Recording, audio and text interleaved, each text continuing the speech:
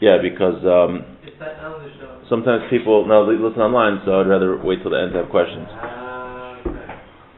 Okay. We are in the midst now of the month of Nisan, which is a very holy month. You know, not just is Pesach holy, but the entire month of Nisan is very holy. The reason is the first 12 days of Nisan, when we set up the Mishkan, which we were just reading about in the last few weeks of Sefer Shmos, the Jewish people set up the Mishkan, and the Nesiim, the princes, the heads of each tribe, brought the sacrifices for the first 12 days of the month of Nisan. So since in Nisan we have Pesach, which starts on the 15th day, and the first 12 days are the days when the princes of the tribes brought the sacrifices, the entire month, we don't say Taflin, it's considered a very, very holy month. Now, it says about the month of Nisan in the Torah, HaChodesh HaZalachem Rosh HaChadashim. It's the beginning of months. It's the first of the months. And it's a time, they say from this, that it's a time of Hischadshus. HaChodesh HaZalachem. Hischadshus is new beginnings. New beginnings means that if we weren't living up to our ideals until now, now's the time to start. It's a time when Hashem puts into the spiritual environment a spiritual energy that helps us start again. As they say, today is the first day of the rest of your life. Profound statement, no? Melech Biederman quotes one of the Chassidish Rebbes. He says, one of the reasons Ashrei is so holy, it says, Me'ata ve'ad olam hallelujah. From now until forever, hallelujah. He says, from the fact that we say from now until forever, from now means starting today. Meaning even if you haven't been doing something right until now, you can start today to make a change. And there's a special energy during Nisan to do that. So we shouldn't miss the opportunity. The Shlah actually writes that every day of Chodesh Nisan, of the month of Nisan, has the holiness of Rosh Chodesh. Usually we just have the first day of the month has the holiness of Rosh Chodesh, but the Shlah says every day of Nisan has the holiness of Rosh Chodesh. Now when we say holiness, we don't usually like, holy, ooh. Holiness means that Hashem is closer to us, and that it's easier for us to get a spiritual connection to Hashem. And we're saying specifically now, during the month of Nisan, it's a time for new beginnings. So let's say we weren't living up to something we wanted to do. We wanted to join that chavrus, to join that shir, go to davening more, focus more on our davening. Now it's easier this time of year to make those changes than the rest of the year. Now, what do we do specifically? Pesach is coming, so most of us have experienced Pesach before. Some of us more than others. Some of us 50 times, some of us 30 times, some of us 7 times. All right. So what do? We have the same thing every year. If you read the Haggadah the same way every year and you don't grow at all, then Pesach isn't going to be so meaningful. I was just mentioning today to my students that many times people, they like to trash Judaism who have advanced degrees. But there are people that they went to Hebrew school until they were 13 and got bar mitzvah in a temple and had a big party with the DJ, and they stopped their Jewish education there. And then they went to college and perhaps earned a master's degree or PhD degree, and they're very educated in secular topics, but they have a 13-year-old's understanding of Judaism. So they bash Judaism from the perspective of a person with a secular knowledge of that equivalent to a PhD, which isn't so great, depending on it. But they're bashing Judaism based on the knowledge of a 13-year-old. There's no comparison. But how is that relevant for us? Because we can't be going through Pesach every year the same way we did it when we were 13. When we're 20, we can't be doing it. When we're 30, we can't be doing it the same way when we were 20. When we were 40, we can't be doing it the same way when we were 30. Every year we have to add a little more and go a little deeper, so the holiday means more and more to us. So how do we prepare for Pesach? How do we do that? How do we get deeper into the holiday so that it means more and we connect more to Hashem? So the first thing is what we're doing right now. We are learning about the holiday. We're learning about Pesach.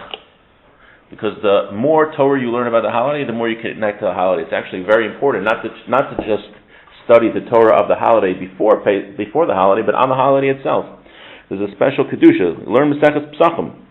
Learn the laws of the Seder, the laws of Chametz U'Matzah. It's quite long, the laws of Chametz U'Matzah, so there's a lot to do. So that's one thing, studying Torah. Also, practically preparing for Pesach. We don't realize that, most of us, including myself, especially myself, we view preparing for Pesach as a hassle. cleaning and whatnot. I've been dreading cleaning my car the entire year for Pesach. So you know what I did? I didn't do it this year. I paid my students $35 to do it for me because I was just dreading it. So, but we don't realize cleaning for Pesach is actually a very holy thing. The Kabbalists write that you can rectify sins that you did based on the cleaning for Pesach. In fact, Rav Levi Yitzchak Mibarditchev says that a person really, because of the holiness of the act of cleaning for Pesach, you should really get divine inspiration and get messages from Hashem. It's just that we tend to get angry when we clean for Pesach and frustrated, and that causes that to go away. So it's very holy things. So again, learning Torah about Pesach, preparing for Pesach, and also learning the story of the Exodus, reading the Chumash, getting familiar with what the Chumash says about the story, learning, and depending on what level we are, learn Rashi about the story, learn the Ramban, that will be next, just to see what was going on. There's a lot of questions and a lot of insights, especially when you learn the Ramban, that we don't even realize when we study the story. And now ArtScroll has a fantastic Ramban on Chumash. We've learned a few months ago. We learned the Ramban on Parshas Bo. It's worth it to go over that again about why the Exodus is so important. Another thing, Chesed, doing kindness, helping people prepare for Pesach, is a special mitzvah to give charity to people that need on Passover. I read the story also from Melech Miderman. There was a group of men in shul, and the rabbi came in and said, he said, "Gentlemen, listen, there's a group of widows. These widows need help cleaning for Pesach. Who's going to help?" And all the men came and said, "We'll help the widows." And the rabbi said, "I'm talking about your wives. Go home and help them." So doing chesed, kindness starts in the home. Sometimes it's very easy for us to do kindness when we write a check and we get our name announced in the Aliyah and we get our name put up on the board, or people see us, or we volunteer. Oh, everyone knows what we're doing. It's a very prestigious thing. We get recognized. But the hardest chesed to do often is doing it at home. Why? Because we don't get recognized for it. No one says, right? It's easier to do kindness when we have that the gaiva, when we get the cover, when we get the honor for doing the kindness. But doing it at home, we don't get any honor for it. That's sometimes the hardest kindness to do, when our spouse or our children or our parents are frustrating us and we keep it to ourselves, we don't respond. That's some of the holiest kindness you can do and work on midos. If you're interested more on this idea, I would highly recommend to read The River, the Kettle, and the Bird by Rav Aaron Feldman. It's a book about marriage, but it's really a book about how to control one's midos and learn how to have good character traits interacting with one's family members. Very important. So, and just to share a couple more stories I saw from Melech Biederman, I found them very inspiring. We should have missed this opportunity. Pesach comes every year, so we're just kind of like, whatever. I've done this before. Rav Moshe Shmuel Shapiro, big Talmud Chacham Gaon, Rosh Yeshiva in Eretz, passed away 15 years ago, 20 years ago. He says that he used to tell a story by Ne'ilah, that when he was a little kid, the Chafetz Chaim came to town, and his father said, "Moshe Shmuel, come, get a bracha from the Chafetz Chaim." And he said, "I'm busy, I'm playing ball." He didn't want to go meet the Chafetz Chaim. The Chafetz Chaim left town, and he never got to meet the Chafetz Chaim shortly after he passed away. Rav Moshe Shapiro said for his entire life he regretted not going to get a bracha from the Chafetz Chaim. So his message, he used to tell this story over every year Yom Kippur, was Ne'ilah specifically. It's a great time to come close to Hashem. He said, don't miss this opportunity. Don't make the mistake I made and regret it for the rest of your life. And there's another story I saw also from Melech Biederman. There's a Chassidish Rebbe who he didn't have any children. And he said when he was a little boy, his grandfather was leading the Seder, and out of nowhere, his grandfather picked up the shank bone and said, "This is a zroa." It comes from the word zera, which means children. And he went to his grandson and he says, "Take it, take it, take it." And he didn't want it, so he ran away from his grandfather. And he's chasing him around the table, chasing him from room to room. He's like, "Take it, take it," and he wouldn't take it. Later in life, when he was a child, he got older, he never had any children. He realized that his grandfather was also a great Hasidic Rebbe. He saw through divine inspiration that he wasn't going to have children, and he saw that this was a time specifically where he could do something to help his grandson eventually have children. And the grandson said he regrets it to this day, not taking the shank bone. Okay, the message of the story is, during Pesach, Hashem is running after us. He's running after us, says, "Come close to me, I want you, and we shouldn't ignore the opportunity." Okay, that was the introduction, which is half the thing, but I thought those ideas were important ideas, a lot of them from Melech Biederman. I like learning every year So we talked about learning about Pesach. So let's learn about Pesach. Now, what I found very impactful for me, this is a sefer here called Maimer HaChachma. This is from the Ramchal, the author of Mesilas Yesharim, Path of the Just, Derech Hashem, The Way of God, which we learned in JLC. So he also has a lot of Kabbalistic writings. I would call this like Kabbalah Light, maybe. I don't know. But he talks about what's the deep spiritual meaning of Pesach. Like, really, what's going on? And when I learned this for the first time, I was like totally blown away that Pesach is so much deeper than I thought it was.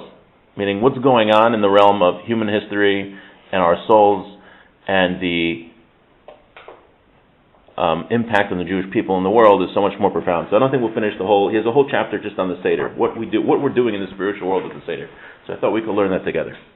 Hine, v'yasiyas Mitzrayim nivru Yisrael v'nivdolu mikol ha'amim lios misalim b'madregosam madregas anoshis hachamrios v'yisruim lehisater b'ataras hakadusha. He says what happened on Pesach is that the Jewish people were chosen and set aside from all the nations of the world to be elevated from the ordinary level of physical humanity to become fit for the crowns of holiness. Whoa. Okay, he's going to explain. Until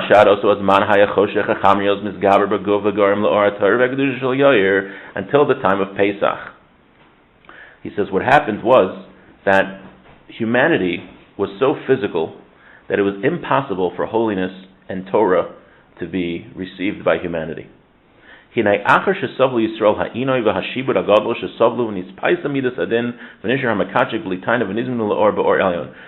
is that the Jewish people experienced slavery,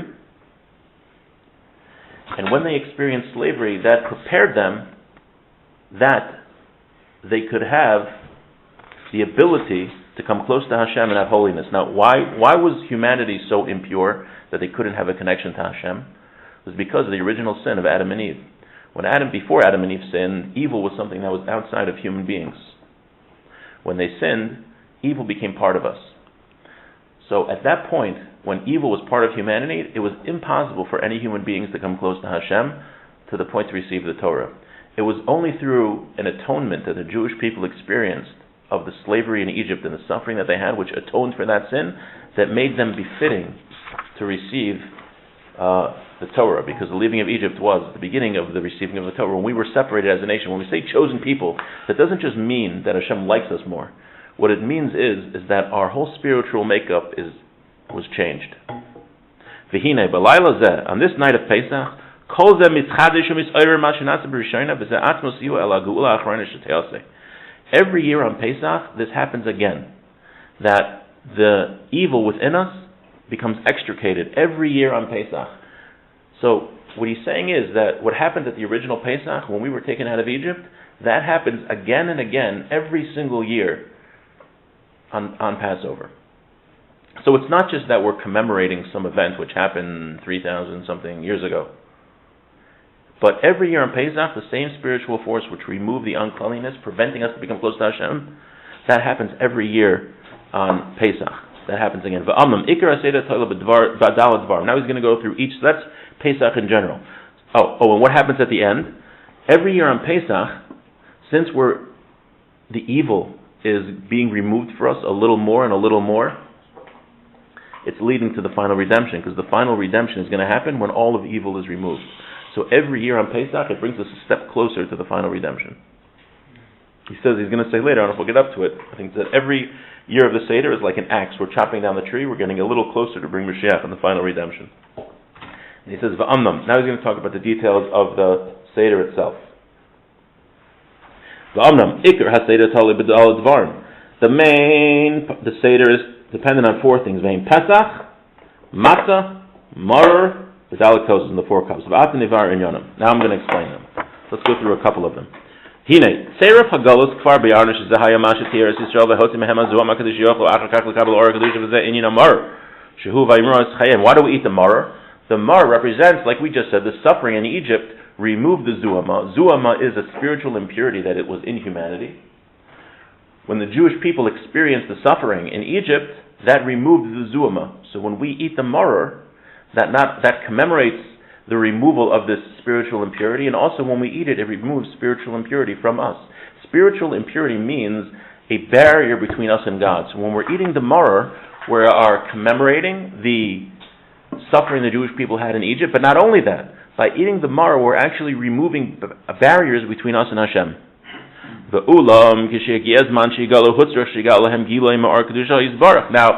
that was the suffering, but when the Jewish people were ready to be taken out, there had to be a certain extra spiritual light that would shine on them.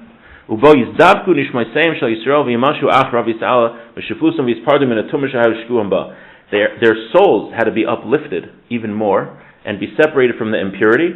Now, how was that done at the time of Egypt? That was the Pesach sacrifice that the Jewish people, they tied the sheep to their bedpost and they slaughtered it.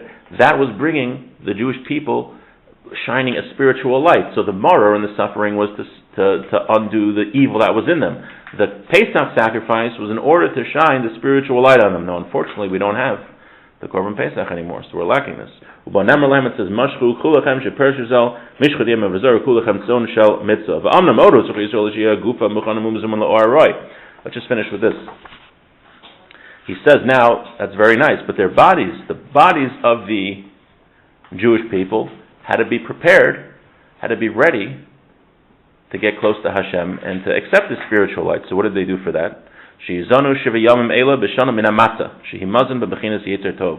have to eat matzah for 7 days, because matzah has the aspect of the good inclination, the Yetzer Tov. Levad, b'li Yetzer Har Kol. There's no aspect of the Yetzer Hara in matzah. It's a very interesting and powerful thing. When we eat matzah in these days, 7 days, nish'ara ha'toilada ha'toiva l'chol hashana lios kol hashana muchanim l'kedusha. The entire year makes us more able, easier to get holiness throughout the rest of the year. So not only is matzah, when we eat matzah, we're fulfilling a mitzvah on Pesach, but eating matzah on Pesach makes us more spiritual beings for the rest of the year and more easily able to get close to Hashem. This is a very powerful thing, that what we do on Pesach affects the rest of the year. He quotes down here on the bottom, Rabbi Naaman from the Arizal, someone who's careful not to eat chametz on Pesach and takes upon himself additional chumras, stringencies, is guaranteed not to sin throughout the year. The spiritual impact of matzah is so powerful, it doesn't just affect you in the moment, but affects you the whole year. So, just to sum, we didn't finish here, but if you want to take a look, this is a great sefer available online or Judaica Plaza.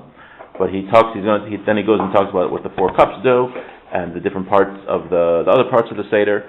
But the point is that Pesach is a time we're not just commemorating, as we know, we're not just commemorating the leaving of Egypt, but it separated us. Pesach was the time when the Jewish people were chosen. Chosen means that our spiritual makeup changed, which removed the stain, the impurity of the original sin, I shouldn't use that phrase, the sin of Adam and Eve, which prevented us from getting close to Hashem. But on Pesach, He gave us mitzvos, and the suffering that we endured changed our spiritual makeup to make us closer to Hashem, and that spiritual thing happens every single year, and we get a higher and a higher level to get closer to Hashem, which will eventually bring Mashiach.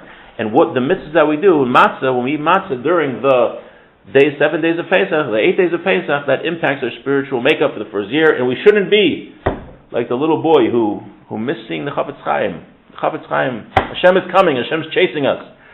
We should seize the day. Carpe diem.